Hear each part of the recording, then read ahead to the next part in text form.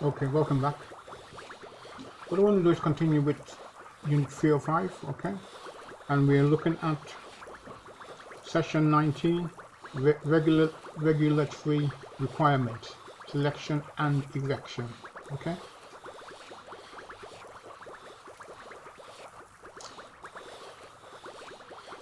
And can I please emphasize the word erection simply means the erecting of a system to carry electrical cables or a circuit.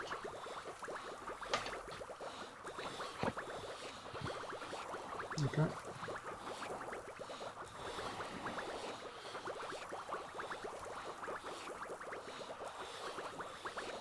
Okay, let's go.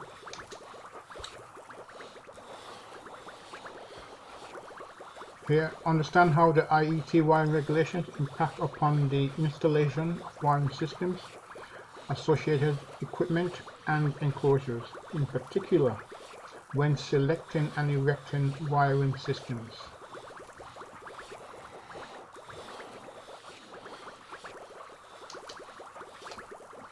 BS7671 now, please note that 2008, so this was from a previous edition of the BS7671. So we are now currently in the 18th edition of the IEE regs, BS7671, and that was brought out in 2018. Okay, so we're allowing for the factor that this work has been done prior to the 18th edition, so keep that in mind. Okay, it is your job to ensure that you're up to date with the current regulations beyond this point. Okay.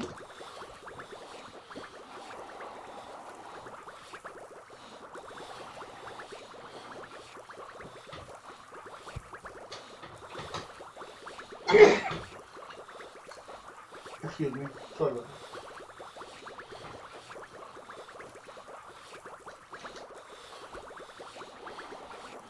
And again, look for any amendments which may have taken place, okay?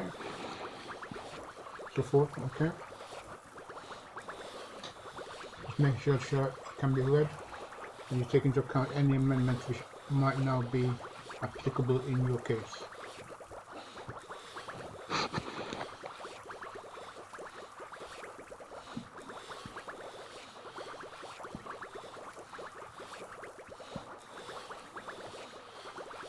Okay.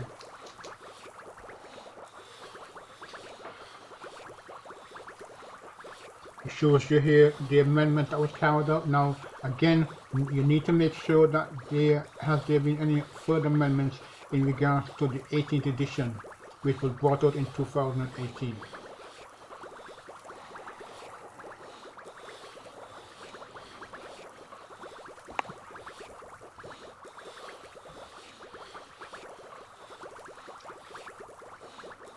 Okay. And here it's just showing you the numbering system. Make sure you're familiar with it and you can understand it, and you are up to date with your current edition of yours.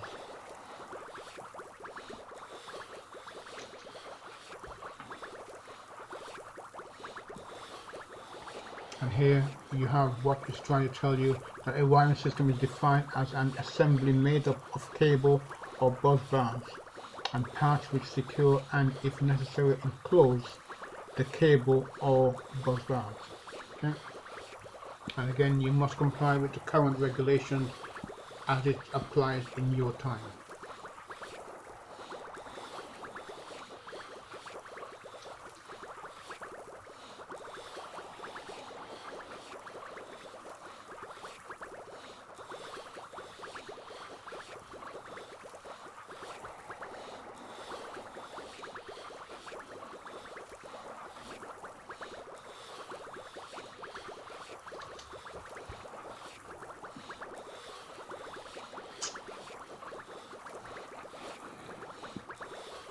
And here is simply telling you about ferromagnetic enclosures, okay, where electromagnetic field might be set up.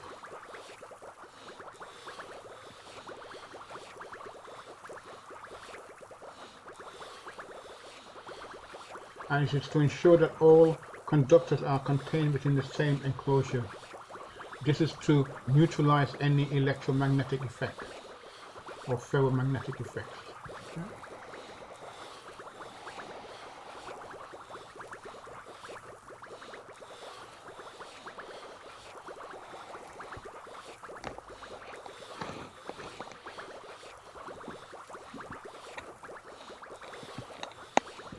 Sorry about that.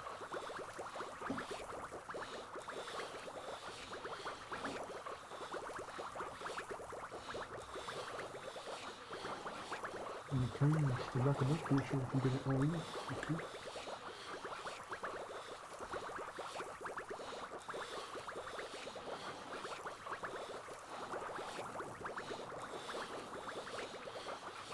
Okay. And this is simply showing you the hidden effect of cables. If the number of conductors were to be increased and the current continued to come from the same direction, then the strength of the magnetic field would increase. Okay, simply making it clear here to you that these things are things which needs to be taken into account and minimized.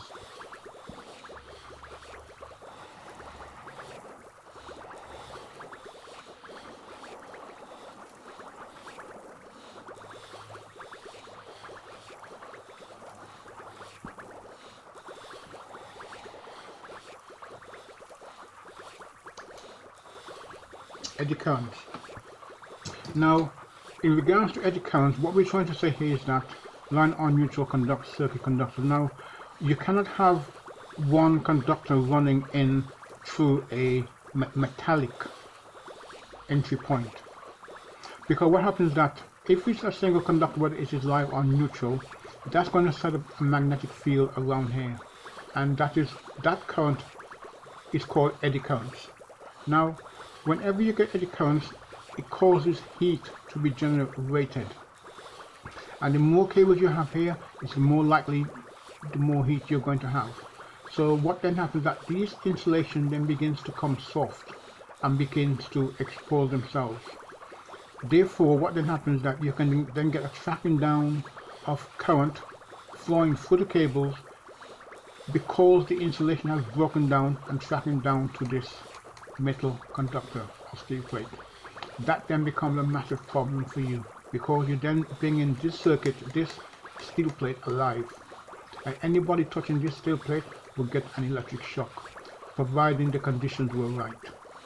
Okay, so you need to be sure that in regards to BS 7671 that you are compliant with the regulations, that no single conductor should be passing through any point on its own.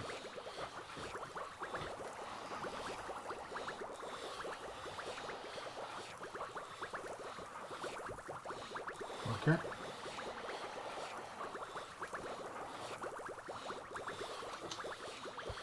This is the correct way you should have it.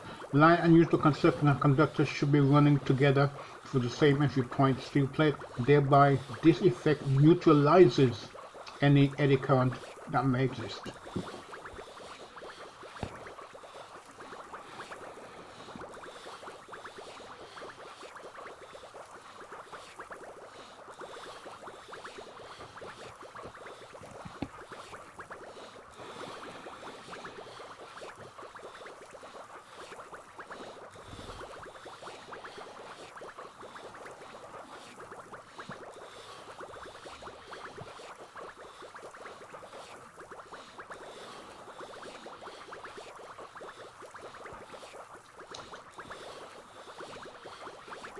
Other electromagnetic effects, this is for you to read yourself, okay? You don't need to read yourself to you at all. Okay, just make sure that you can see it in full. Okay.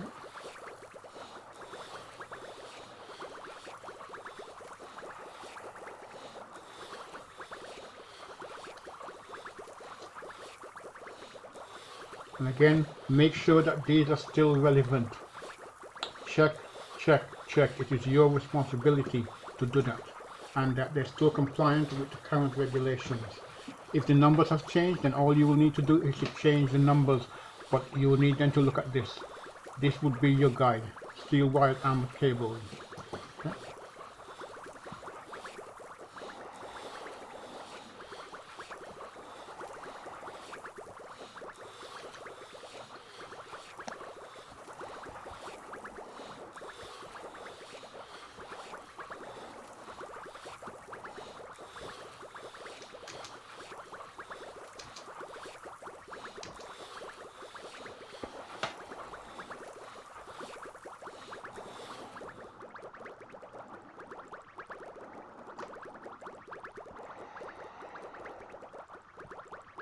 Okay, good.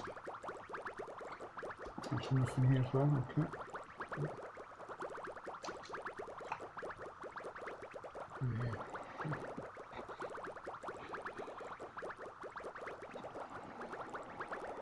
Now this is just showing you how cables should be run. You've seen this previously before in one of the other slides. Okay, so I shouldn't need to, I don't need to spend too long on this now. And a similar thing here as well, okay, how cables are run in regards to regulations. Now be sure that you are compliant with the relevant regulation as it is now. Allow for any changes due to the new additions which maybe have been added or changed within any new edition issued or reissued, and or any amendments which may have been carried out. That is your job. Get it done.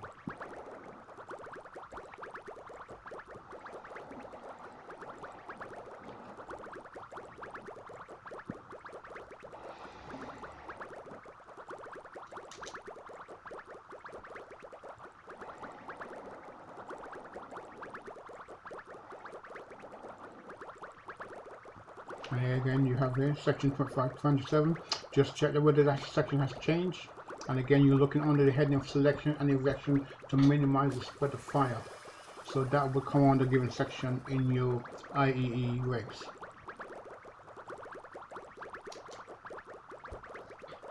Sealing wiring systems, okay, and it's showing you here how they should be sealed.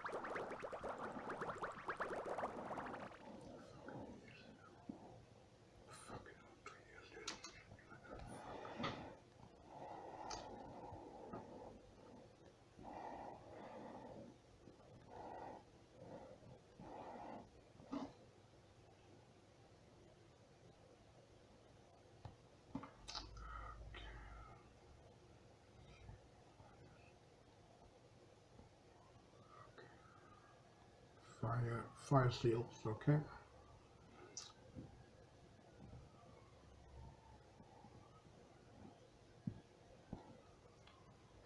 Intumescent putty pad, etc. Okay, nothing more to spend on that. That should be there. Okay, fire seals again is showing you how it should be done.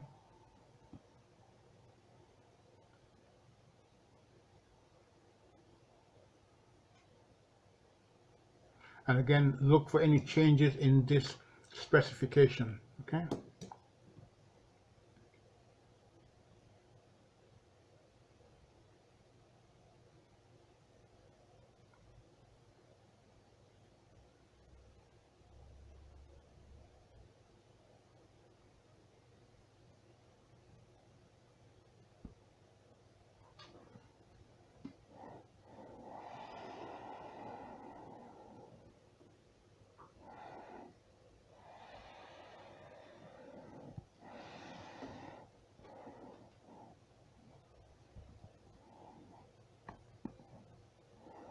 Okay.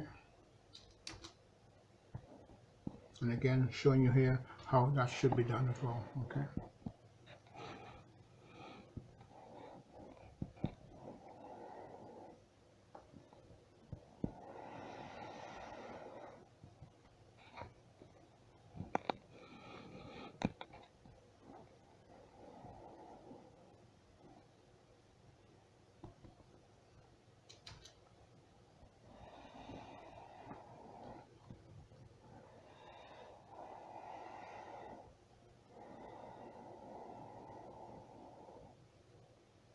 Okay.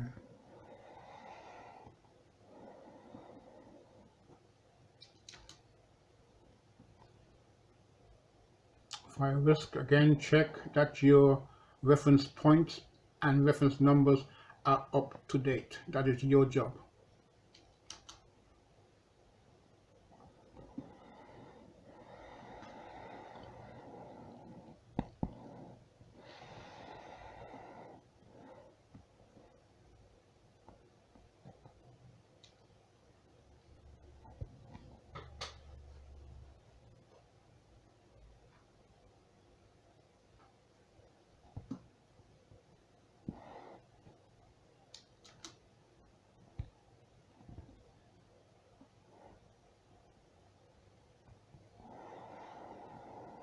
Okay, good.